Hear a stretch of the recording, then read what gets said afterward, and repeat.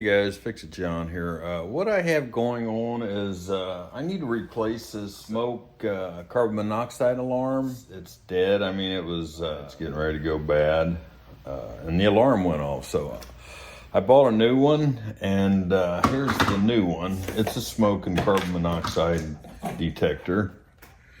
Because I was going to get the original. Right now it's only $20.25, and if you look, I installed these at 4/1/22. Supposed to be replaced, supposed to be a 10-year 4/32.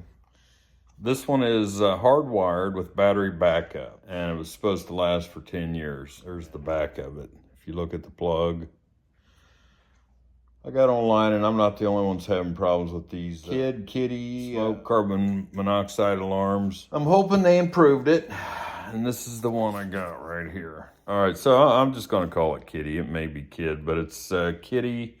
I'm replacing it with a 10-year smoke and carbon monoxide alarm. It's supposed to interconnect with the other alarms I have throughout the house.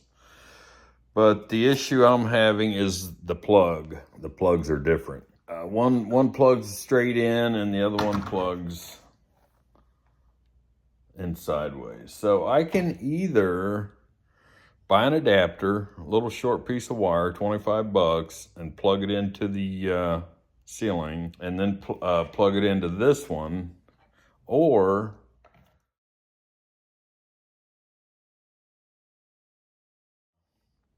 rewire the existing plug. Fortunately, this bottom here, it'll screw onto the existing base plate, so I don't have to do anything there. But let me show you the plug that's like I said, I could buy an adapter. It's got a plug like this on the end, and it plugs into your existing plug coming out of the ceiling. But I'm not going to use this, and I'm not telling you guys to do what I'm doing, but this is how I'm going to do it. I'll show you here. What I'm going to do is I'm going to make my other plug look like this one, except for this piece right here and that locking mechanism. But let's go up here and take a look at it. This is the plug right here. Let me give you a good look at it. This is the top. It goes in like that. It goes in like that. And then that locking mechanism comes up under it. Right there. That latches under there. And this is the bottom of it. But it's just like the other. Here's the other plug that goes into the old model. Now, why couldn't they have made them the same plug?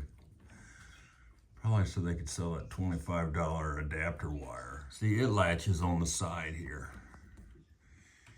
Here and here.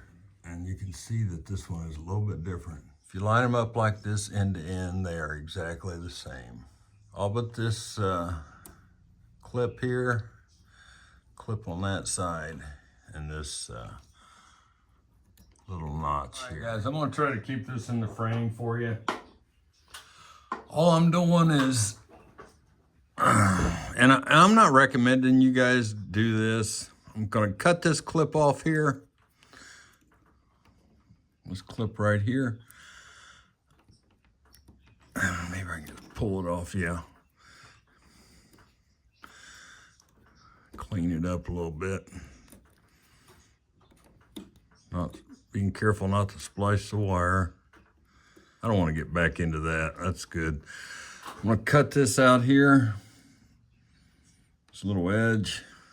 Now, the only thing this won't have is a locking mechanism, but I can tape it too to act as a locking mechanism.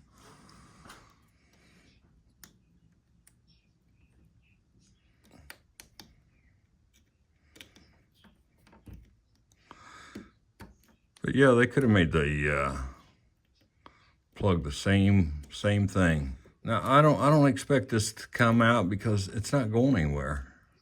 Don't do what I do, especially you 12-year-olders out there. That's going to tell me how wrong I am here. All right, let's see if it looks similar to that other plug. Here's that plug. Here's this plug. They're identical sizes this way. They just have different locking mechanisms on them. All right, guys, I pushed all those conductors back up in there because I'm pretty confident it's going to work. I had them pulled out because I was going to rewire it. Doesn't have the locking mechanism on it. That goes upside down. Fits in a channel. There it is. Fits like a glove. You heard it come on. Let me show you the green light. There's the green light.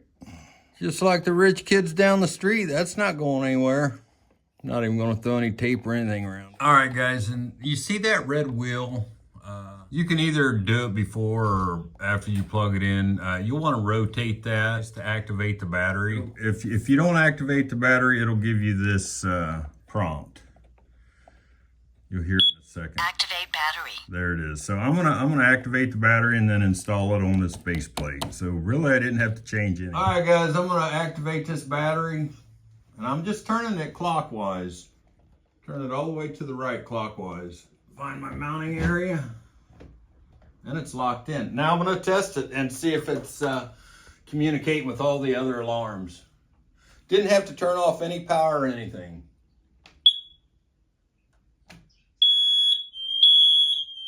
Yeah.